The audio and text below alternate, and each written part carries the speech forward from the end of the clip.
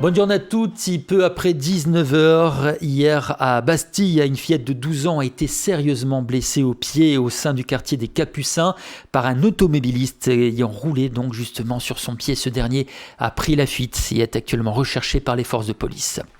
Un accident de la circulation s'est également déroulé vers 18h30 à Ajaccio, où un motard a été blessé dans un choc avec une voiture. Ce dernier, âgé d'une quarantaine d'années, souffre d'une fracture ouverte au niveau de la malléole et a été transporté vers le centre hospitalier de la Miséricorde. Cet accident qui s'est déroulé sur le cours Jean-Nicole y a provoqué un embouteillage important. Et si la Corse battait un record de chaleur ce week-end? C'est la question posée par Cyril Duchesne, météorologue à la chaîne Météo. Nous l'avons dit, les services de Météo France prévoient de fortes chaleurs aujourd'hui et le week-end à venir, avec des températures pouvant atteindre les 40 degrés sur l'île. En effet, dès aujourd'hui, un flux de sud à sud-est va faire remonter de l'air très chaud en provenance du Sahara en direction de la Corse. Autant dire qu'un sirocco, vent très chaud donc, va balayer notre île et plus particulièrement la façade occidentale. Dimanche dernier déjà, un phénomène similaire avait fait grimper le mercure à 37 degrés dans la région ajaccienne. Les records actuels pour le mois de juin qui sont de 37,4 degrés à Figari, 38,5 à Ajaccio et 40 à Sarthe pourraient donc être battus dans les prochaines heures. Et puis eu égard à ces prévisions météo, toutes les écoles d'Ajaccio seront fermées aujourd'hui. Voici le message reçu par les parents d'élèves ajacciens hier après-midi. Les crèches qui sont climatisées seront quant à elles ouvertes. C'est ce que précise l'arrêté publié quelques instants plus tard. Notez également que la préfecture de Corse a fait savoir dans un communiqué qu'en raison des conditions météo annoncées, l'emploi du feu et notamment des écobuages seront strictement interdit sur l'ensemble de la Corse jusqu'au 30 septembre 2019, donc à compter d'aujourd'hui. Durant toute cette période sont notamment interdits les brûlages de végétaux, les feux de camp ou encore l'utilisation de réchauds et des barbecues. Il est également formellement interdit de fumer dans les forêts, les landes et les maquis. Le non-respect et l'interdiction d'emploi du feu peut engager la responsabilité civile de l'auteur et l'exposer, le cas échéant, à des poursuites pénales. En politique, le Premier ministre Édouard Philippe a confirmé hier l'inscription de la Corse dans la Constitution et ce, dans le cadre du projet de réforme constitutionnelle. Dans son discours de politique générale au Sénat, ce dernier a également annoncé qu'il allait se rendre sur l'île au début du mois de juillet. Reportée à 2 reprises, la réforme constitutionnelle est prête à être présentée sans doute très rapidement en Conseil des ministres. Et puis en social, dans un communiqué, Corinne Fronte apporte son soutien aux salariés marins et sédentaires de la Méridionale et réclame l'annulation de l'actuelle procédure de DSP face au risque de casse sociale et de monopole. Le mouvement indépendantiste dit comprendre le préavis de grève de l'intersyndicale à compter du 21 juin prochain. Au Diatuvolpe, en Corse, le chat renard en français, c'est le nom d'une espèce de félin connue par bon nombre de Corses et qui a été présenté par 2 agents de l'Office national de la chasse et de la faune sauvage à l'AFP. Ces faits se sont déroulés dans la forêt d'Ascq, en Corse.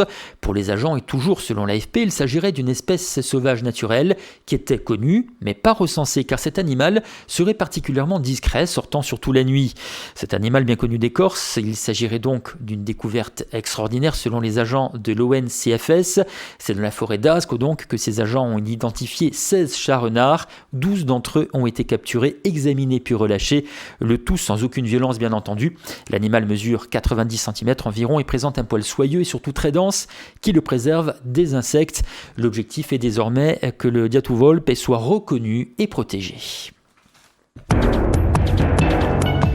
Ce mercredi avait lieu la 4e journée de la petite enfance à Bastille. Le public a pu assister à 4 conférences. 2 d'entre elles étaient l'œuvre de Ranka Beljak-Babic, maître de conférences HDR au sein du département de psychologie de l'université de Poitiers. Celle-ci a ainsi abordé l'apprentissage du langage par les enfants, mais également la place que l'on peut avoir et que peut avoir cet apprentissage d'une 2e langue dès chez les plus jeunes. On écoute notamment Ranka Beljak-Babic. C'est aussi par principe et finalement, même si tout le monde est un peu convaincu que apprendre, avoir 2 langues ou plusieurs, c'est un avantage, finalement, l'attitude vis-à-vis du bilinguisme et de certains bilinguismes n'est pas pareille. On accepte beaucoup mieux un bilinguisme avec l'anglais, avec une grande langue européenne, qu'un bilinguisme avec des langues régionales ou avec des langues qu'on dit minoritaires, ou par exemple l'arabe, qui est une langue parlée par des millions et centaines de millions de gens. Donc il y a une hiérarchie par rapport à l'attitude de la société qui fait par rapport au bilinguisme, une hiérarchie par rapport au bilinguisme. Certains sont favorisés et d'autres sont tout à fait diminués. Quelque part, le message que vous voulez porter, c'est que le système cognitif ne fait pas la différence entre une langue régionale et une langue répandue comme l'anglais, par exemple. Absolument, parce que quand on parle comme ça de hiérarchie de bilinguisme, c'est au niveau de la société, des enseignants, etc. Mais dans la tête d'un bilingue, c'est exactement la même chose, le même avantage ou difficulté, parce que c'est pas toujours évident de maîtriser à tout moment les deux langues. C'est la même chose que ce soit avec le corse, ou que ce soit avec l'anglais, ou que ce soit avec le serbo-croate, qui est ma langue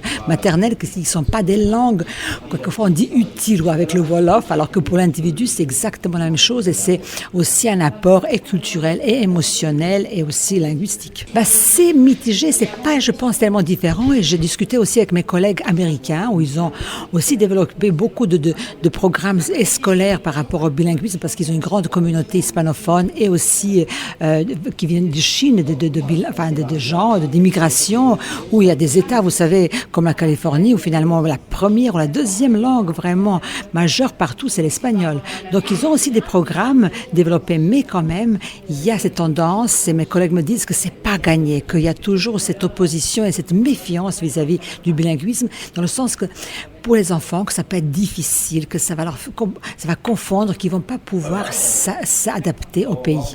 Alors, ce qui est complètement une erreur, parce que si la langue maternelle, la première langue, est bien apprise, bien transmise, et avec une légèreté, je veux dire, par rapport aux parents qui se sentent tout à fait à l'aise pour la transmettre, il n'y a pas de difficulté d'acquérir la langue de la société ou de l'école. Comme on parle justement des enfants, des études qu'on a pu faire, quel est le bon âge pour commencer à apprendre une autre langue, pour être bilingue? Alors, on dit toujours, c'est mieux de commencer dès le départ quand les conditions sont prêtes, mais sinon on peut apprendre à n'importe quel âge. Alors c'est vrai qu'il existe, on dit un âge sensible, avant disons 7-8 ans, quelquefois on va jusqu'à la puberté, où les capacités, les potentialités et cognitives et cérébrales sont optimales. Et donc tout apprentissage, aussi bien de la langue que d'autres choses, de la musique et du sport, sont plus aisés, plus faciles que si on apprend ça plus tardivement. Mais on peut apprendre une seconde langue à n'importe quel âge. C'est vrai qu'on pense aussi, on ne connaît pas tous les détails, que les processus, et même cérébraux et mentaux, ne sont pas les mêmes chez l'enfant et chez l'adulte ou un adolescent qui apprend une seconde langue.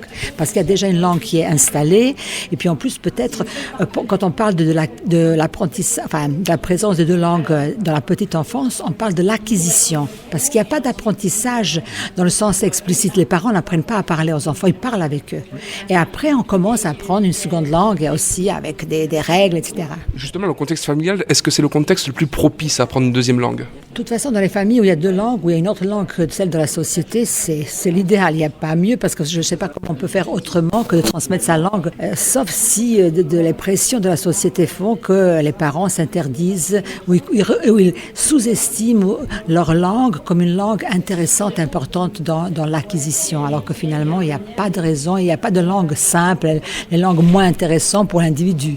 Après, c'est une question de la situation internationale, des langues qui ont plus de prestige que d'autres, mais au niveau individuel, c'est exactement la même chose. Un avantage, et quelquefois, justement, on empêche pour que cette transmission se fasse dans de bonnes conditions.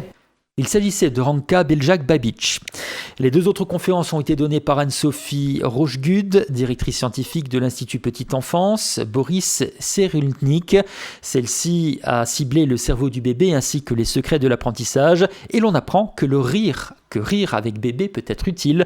On écoute Anne-Sophie Rochegude. Les neurosciences sont très à la mode, mais c'est vrai qu'il y a un certain nombre de champs de recherche qui nous apportent des éléments précieux. Mais l'idée, c'est de voir qu'effectivement, ça nous apporte à la fois confirmation de la vulnérabilité du tout petit, mais aussi effectivement de ses compétences. Et donc l'idée, ça va être effectivement de montrer que notamment, là on dit souvent que le bébé a besoin de repères, et effectivement il en a besoin notamment en termes d'émotion, d'affectivité, mais qu'à côté de ça, au quotidien, un tout petit, il peut s'ennuyer. C'est comme nous. Alors parfois l'ennui c'est constructif, ça permet d'imaginer, de construire des choses, mais au bout d'un moment, parfois il y a des fois on s'ennuie et c'est vraiment pas très drôle et ça nous permet pas d'avancer. Or comme le tout petit, et ça les recherches nous le montrent, a vraiment une figure un peu de libre explorateur qui veut découvrir le monde, l'idée c'est de voir un peu comment on peut pimenter justement justement son quotidien et son espace, et de voir notamment comment des ingrédients, alors que j'appelle des piments, justement des piments d'apprentissage, comme la surprise, la nouveauté, mais aussi l'humour, peuvent effectivement transformer ce quotidien. Et comment on peut jouer aussi sur l'espace, parce qu'effectivement, l'aménagement de l'espace, ça peut être aussi bien la couleur des murs que la place d'un objet, que même la manière simplement ce qu'on va proposer à un tout petit, ça peut complètement transformer son quotidien.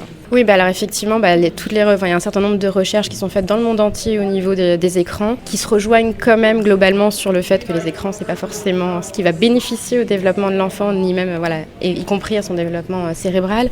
On le voit au niveau du langage, on le voit au niveau du sommeil aussi, parce que c'est vrai qu'on se retrouve de plus en plus avec des tout petits qui s'endorment avec une tablette ou un smartphone dans leur berceau.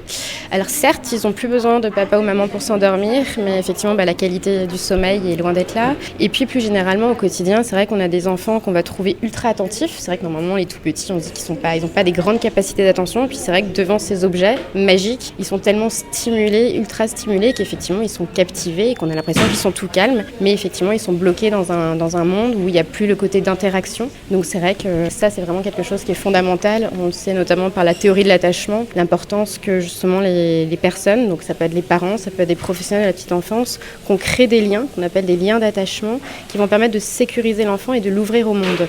Sauf que quand l'enfant est justement enfermé dans un monde à deux, au final, avec la tablette et lui-même, il n'a plus justement cette ouverture, il est complètement enfermé. Très clairement, la relation humaine, ce qui peut paraître anodin, comme par exemple faire rire bébé, ça peut paraître un peu ridicule, mais au final, ça peut servir faire rire bébé. Ah mais c'est extraordinaire. Donc déjà, non seulement au niveau de l'adulte, c'est vrai que c'est ultra bénéfique, déjà ça nous fait du bien de rire au quotidien, mais même y compris effectivement au niveau du bébé, il y a des chercheuses, notamment comme Rana Essili à Paris, mais on en a d'autres aussi, Gina Miro ou autres, qui travaillent à l'étranger, qui montrent qu'effectivement le rire est ultra bénéfique à l'enfant, notamment en matière d'apprentissage. Alors il ne s'agit pas de faire rire toute la journée le bébé en disant allez comme ça tu vas apprendre, mais pour autant de se dire qu'effectivement en rajoutant un peu une petite pointe d'humour d'inattendu, ça va permettre effectivement de relancer sa curiosité, son intérêt, et que du coup effectivement tout comme nous quand quelque chose en fait nous interpelle, on va être d'autant plus attentif et du coup apprendre d'autant mieux. Donc ne pas hésiter effectivement à pimenter et à épicer le quotidien avec une petite dose d'humour et de rire. Alors on n'a pas encore assez de recul pour avoir des véritables recherches longitudinales à ce niveau-là. Il y a des recherches qui commencent à l'être aux États-Unis, mais on ne parle pas non plus de 15, 20 ans ou 30 ans de suivi. Donc on est encore pour l'instant entre guillemets sur du court moyen terme. Par contre, il y a tellement justement, on se retrouve au niveau de l'observation d'enfants, notamment à l'école maternelle. On voit effectivement qu'ils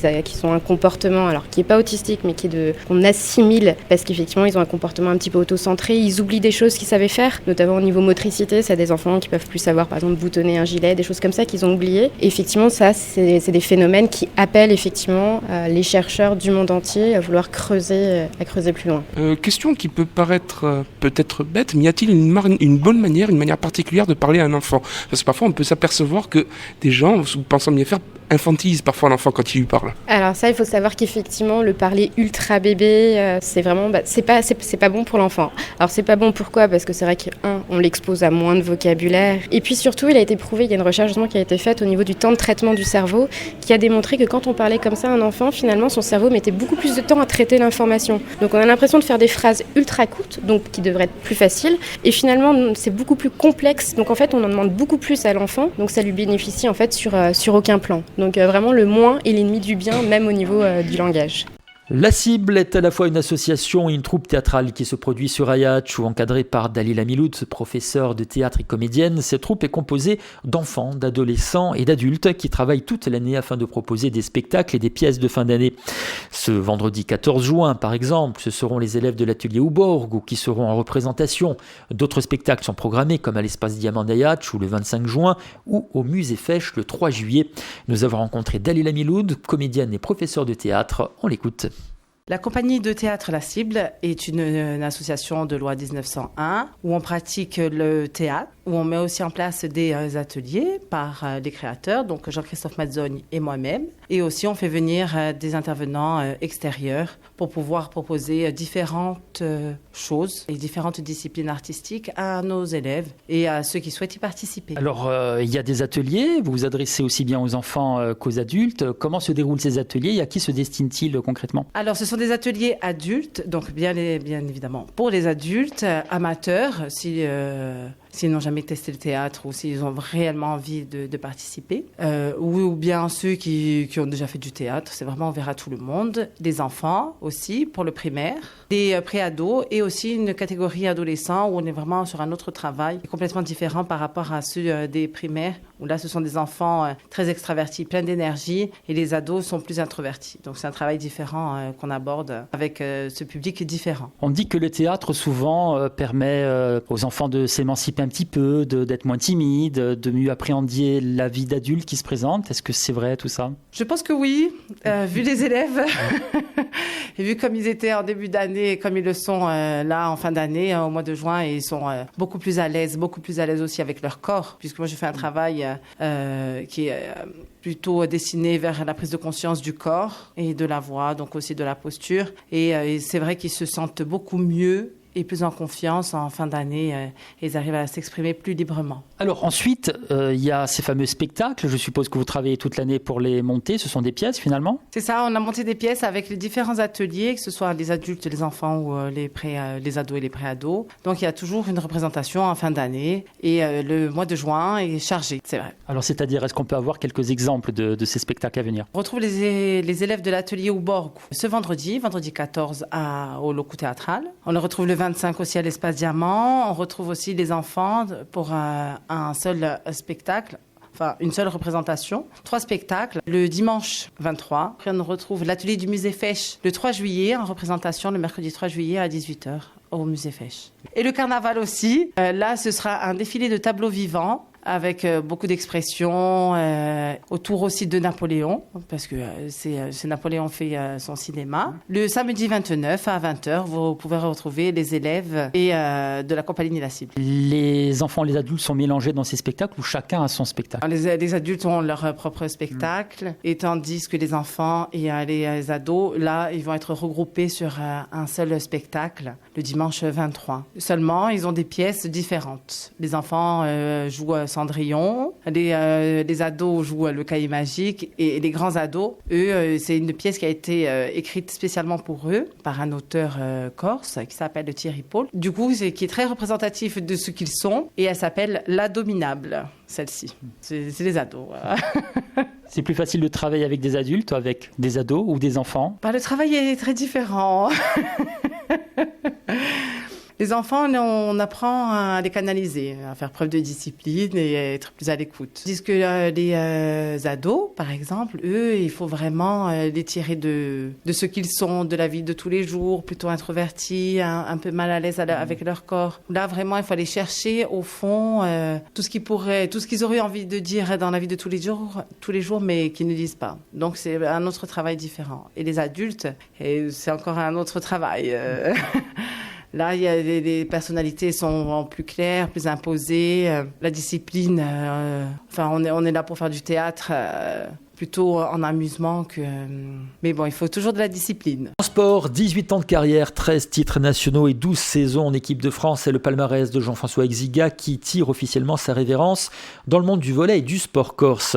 En effet, le libéro GFC à volley stoppe sa carrière à 37 ans après avoir débuté dans le club de la Cité Impériale. S'en sont suivis 3 saisons à Cannes avec une Coupe de France et le titre de meilleur libéro.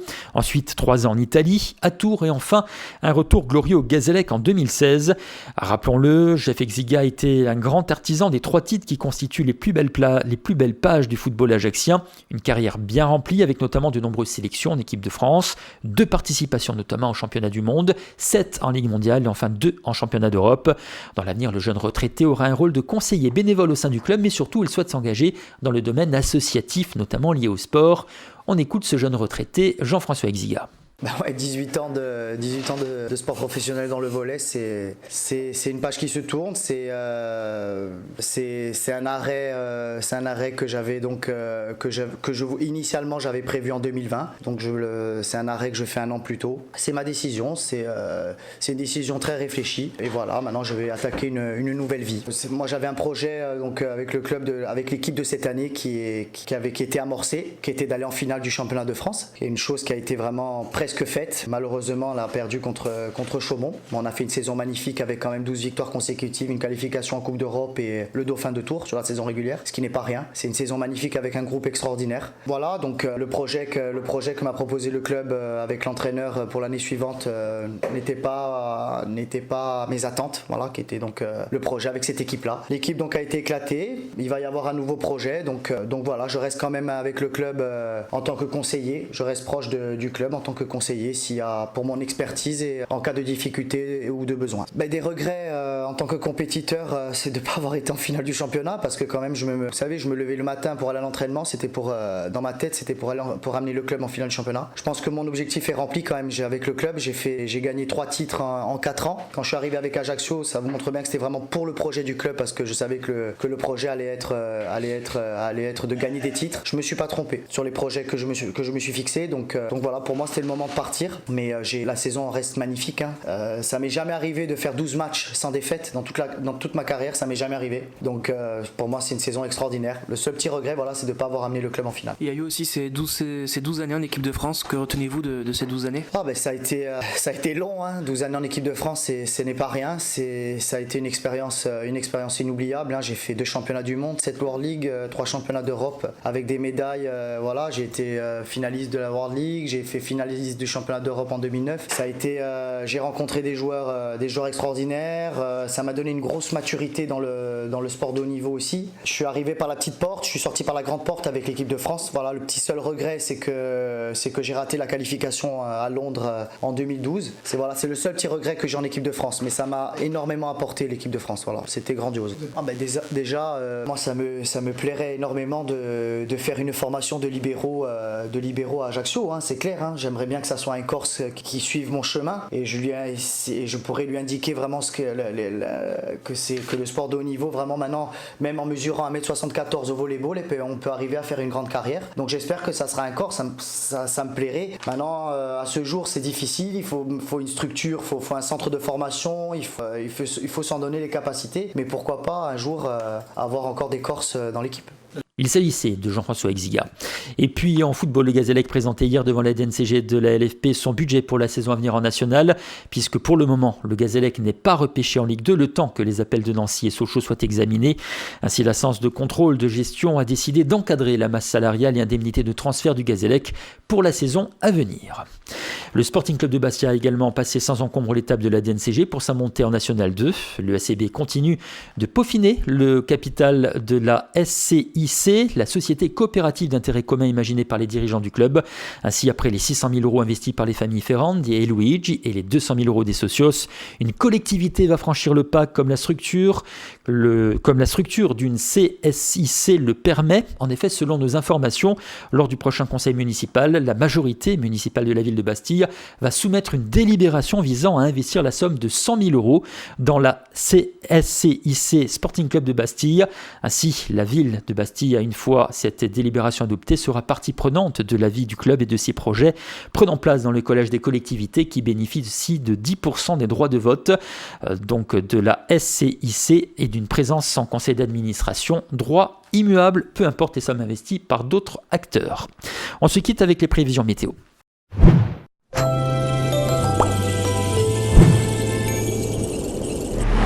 Nous sommes aujourd'hui le vendredi 14 juin 2019. Le ciel demeure variable aujourd'hui toute la journée, mais le temps sera sec avec quelques rares averses qui seront possibles sur le relief.